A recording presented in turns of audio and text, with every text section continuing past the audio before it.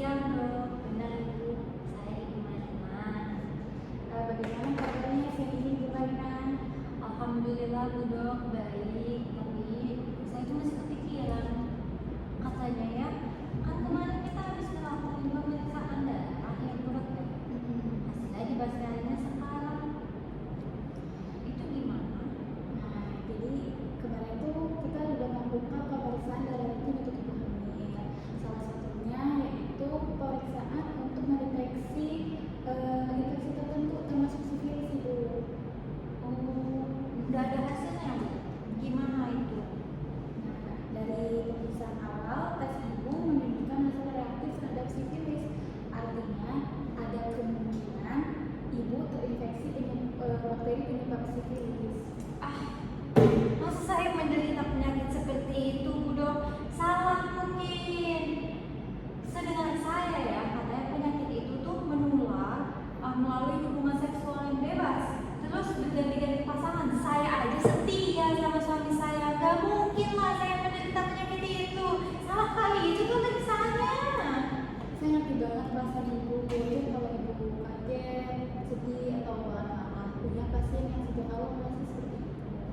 Loh, saya pun gak ngerasain sakit loh Bu Dok. Bahkan ngerasain gejala-gejalanya pun juga enggak. Kok bisa ya?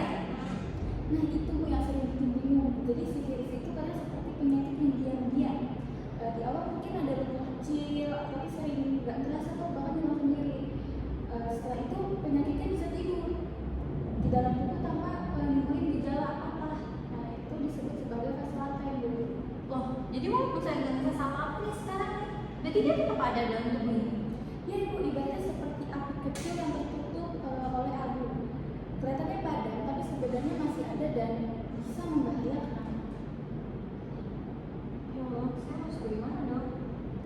Yang paling penting sekarang tuh karena ibu sudah hamil, penyakit ini bisa menular ke bayi di dalam kandungan ibu. Hah, ke bayi saya juga bisa kena dong? Kok bisa? Iya bu, bisa menyebabkan bayi itu lahir cacat, lahirnya prematur, atau dalam kondisi tertentu bisa tidak selamat. Yang ini disebut sebagai sifilis bawaan. Ya Allah, saya harus bagaimana?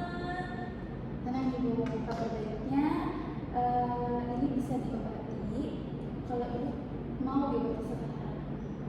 Tapi tuh saya takut Bu Dok buat melakukan pengobatan ini. Apalagi kan suami saya, kita tahu ya.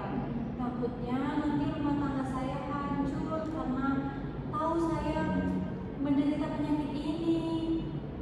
Saya paham sekali sama ketakutan ibu. Ini bukan hal yang mudah untuk dibicarakan. Tapi di sini saya bukan untuk menyalahkan siapapun. Tujuan kita di sini cuma satu, yaitu menjaga kesehatan ibu dan bayi. Oh, begitu ya. Berarti harus melakukan pengobatan ya? Iya, sebenarnya ibu.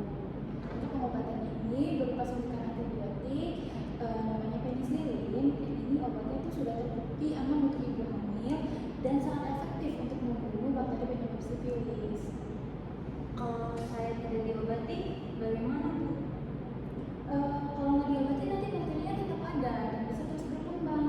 Resiko ke bayi juga tetap tinggi. Makanya kita sangat menyarankan pengobatan untuk ibu secara cepat.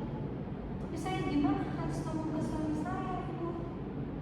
Itu hal yang sensitif sih Bu, tapi penting juga supaya pasangan diperiksa.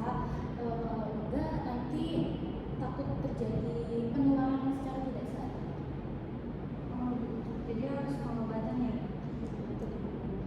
Kita bisa bantu ibu pelan-pelan, nggak harus langsung hari ini cerita semuanya. Yang penting sekarang ibu setuju untuk melakukan pengobatan demi kesehatan bayi. Sudah Ibu, demi apapun buat bayi saya